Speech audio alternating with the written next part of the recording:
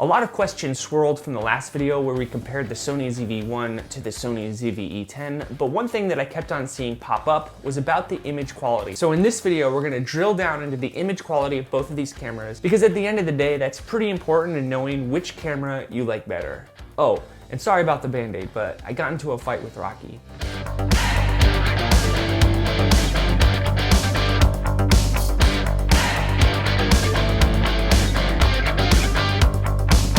Today we're gonna do a deep dive into the image quality of both of these cameras, and I'm not big into specs, I'm more of a results type of guy, so we're gonna take these cameras out into the field and just do a direct comparison.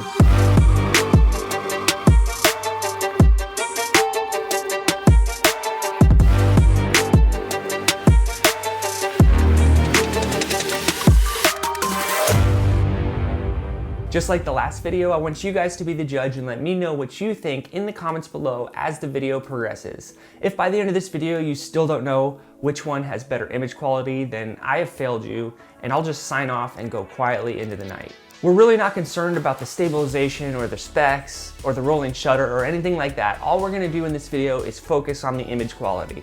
I'm not gonna ask you to follow me on Instagram at the Film Alliance. I'm not even gonna ask you to subscribe, but I will ask you to like this video. Don't forget that the Sony ZV-E10 does have a bigger image sensor, so theoretically it should have a better quality image, but a lot of people say that the stack sensor inside the ZV-1 create a better image than the ZV-E10. I want you guys to be the judge. And while we're talking about it, in order to get some of these tests, both cameras can do things that the other camera can't do, such as the ZV-1 has an ND filter system and the ZV-E10 has interchangeable lenses. So when I throw a zoom lens onto the ZV-E10 to get some really close-up shots, I'm just gonna have to crawl up with the ZV-1 and get as close as I can in order to try to get a good comparison.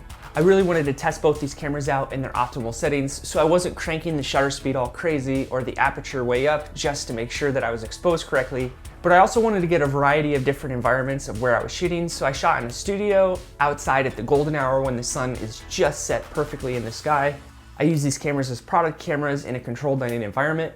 I got some macro shots so we could drill down on that detail, some time-lapse footage, and some cinematic B-roll that we can compare back to back. I will be using the kit lens on the ZV-E10 for some of these shots, but I'm also gonna use other lenses so that this can live up to its greatest potential. Now we're gonna go outside and get some shots in the golden hour where the sun is set just perfectly in the sky and you don't need an ND filter. Just think about if somebody didn't invent ND filters. We'd only be able to shoot video without cranking our settings all crazy in the early morning, the late afternoon, or inside. So a special thanks to Edwin Land for developing the ND filter system. And for this golden hour shoot, I chose picture profile number 3, which is ITU 709, because it's never talked about and we have to give some love to the picture profiles that get forgotten about. Some of these shots were in 4K 24 and some of them were in 1080 120. I wasn't able to base out the cameras 100%, but I did get them as low as they could go so that they would produce the best quality image possible. When you get shots in low light or in the golden hour, it's a good idea to practice your manual focus because the autofocus doesn't work the best when the lighting conditions are not optimal. So when my sky is overblown and exposed or the reflection from the lake, I had to dial in my manual focus in order to really punch in on the details of the subject that I was shooting. If you haven't practiced with manual focus on your ZV-1 or your ZV-E10, that might be something that you want to look into to take your videos to the next level.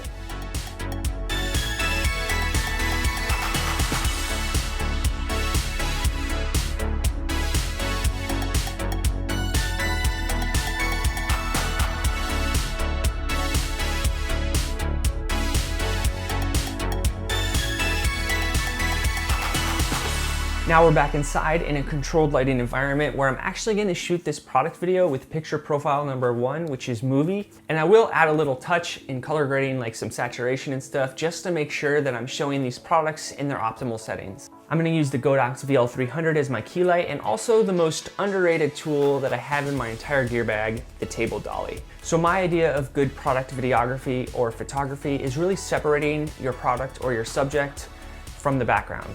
And the way that you can do that is turn your aperture down as low as you can go so you have a nice blurry background, and also you want to make sure that the product or the subject is in the center of the frame at all times. You also want to make sure that your product or your subject is the brightest thing in the entire frame.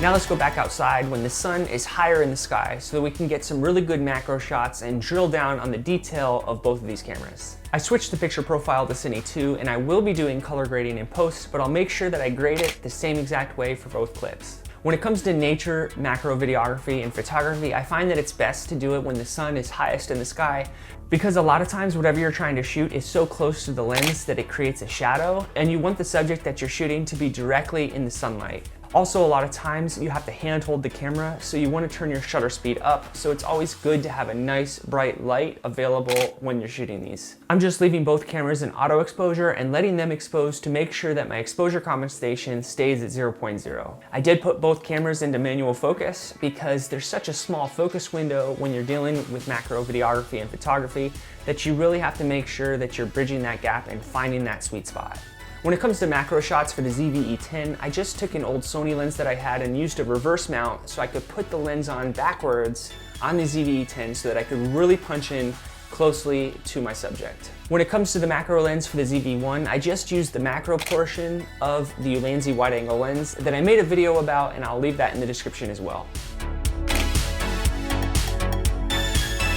Now that we got the macro out of the way, the end of the day is here, and I thought it would be a good idea to throw both of these cameras into interval shootings so we could get some good time-lapse videos and put them side by side to see what they look like.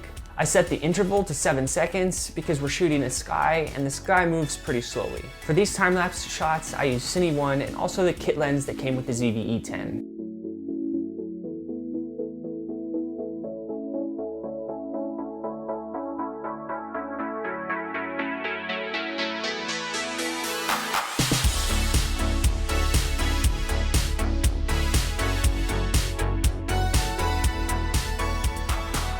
Now let's go get some good old-fashioned cinematic B-roll. We're gonna throw both cameras on the gimbal so that we have a nice steady shot. We're not gonna focus on anything except the image quality. Because at the end of the day, even if you're a vlogger, you're still gonna need to be able to go out there and get some cinematic B-roll in order to add that to your vlog.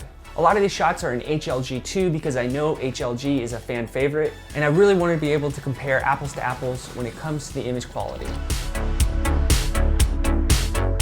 I turned off the skin softening effect in both of these cameras, and I'm also not using a picture profile because I want to see what the image looks like straight out of camera in this studio setting. So here we are with the ZV-1 or the ZV-1 to those of you who are in the United States. We're not using any picture profiles. We're in a controlled lighting environment so that we can see how this camera performs in its optimal settings. I'm also using the native audio out of both of these cameras so that you can hear what it sounds like and see the image quality at the same time. We're shooting this in 4K at 24 frames per second, and while we're shooting this video, I want to put a special thanks out to Howla, who pointed out to me on the last video during the autofocus test between the ZV-1 and the ZV-E10 that I didn't actually have the autofocus set to fast. I had it set to normal because I set my camera up like that a year ago and I forgot to change it back before I did the test.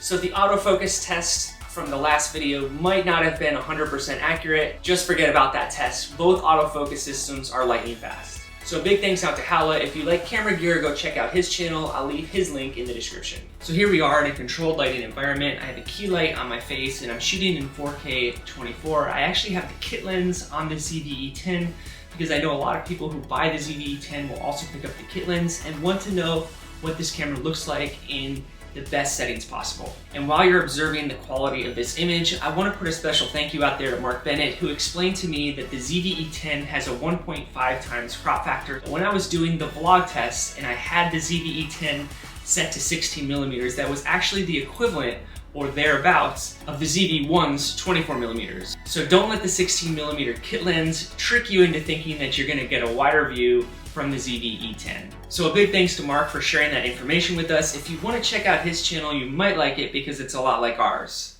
Now here's a side-by-side comparison of what both of those videos look like next to each other.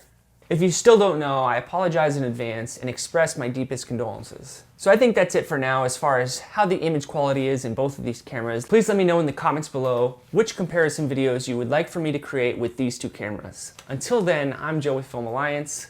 Peace.